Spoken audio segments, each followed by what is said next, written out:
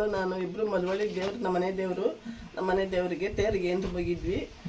ನಾವು ದೇವಸ್ಥಾನಕ್ಕೆ ಬಂದು ಪೂಜೆ ಮಾಡಿಸ್ಕೊಂಡು ತೇರು ಎಳಿಯತಕ್ಕೆ ಬಂದ್ವಿ. ತೇರಿನ ಬೀದಿಗೆ ತೇರು ಅದು ಮುಂದಕ್ಕೆ ಹೋಯ್ತು. ನೀರು ಮಜ್ಜಿಗೆ ಪಾನಕ ಕೊಡೋಕ್ಕೆ ಅಂತ ಹೇಳಿ ಅಲ್ಲಿ ಕೊಡ್ತಾ ಇದ್ರು.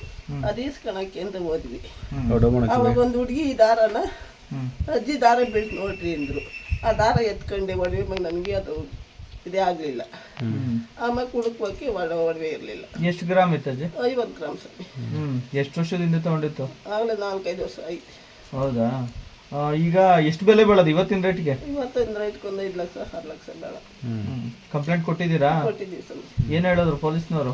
ಹುಡ್ಕೋಣ ಪ್ರಯತ್ನ ಪಡ್ತೀವಿ, ಅದ್ರ ಕಮ್ಮಿ ಅಜ್ಜಿ ಧೈರ್ಯವಾಗಿರು ಅಂತ ಹೇಳ್ತಾರೆ. ಯಾರ್ಯಾರು ಹೋಗಿದ್ರಿ ನೀವು? ನಮ್ಮ ಮಗಳು, ನಾನು, ನಮ್ಮ ಮೊಮ್ಮಗ, ನಮ್ಮ ಯಾರೋ ಒಂದೆರಡು ಫ್ರೆಂಡ್ಗಳು, ನನ್ನ ಮೊಮ್ಮಗನ ಫ್ರೆಂಡು, ಒಂದು 5 ಜನ ಹೋಗಿದ್ವಿ. ಎಲ್ಲ ಒಟ್ಟಿಗೆ ಇದ್ರಾ?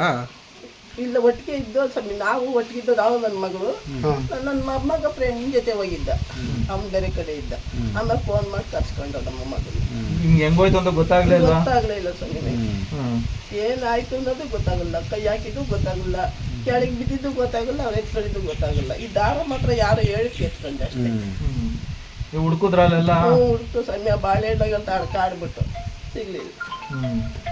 ಕಷ್ಟಪಟ್ಟು ಸಂಪಾದನೆ ಮಾಡಿದ್ರು ಸ್ವಾಮಿ. ಕೂಲಿ ನಾಲಿ ಮಾಡಿ ನಮ್ಮ ಮಗಳು 10 ರೂಪಾಯಿ 5 ರೂಪಾಯಿ ಕೂಲಿ ಮಾಡ್ತಾರೆ ಸ್ವಾಮಿ.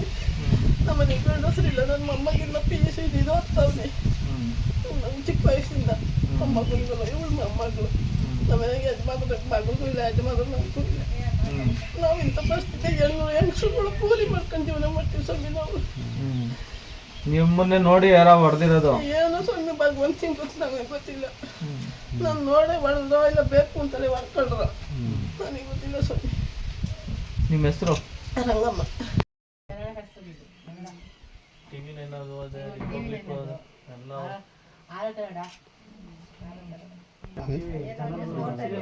ಪುಟಿ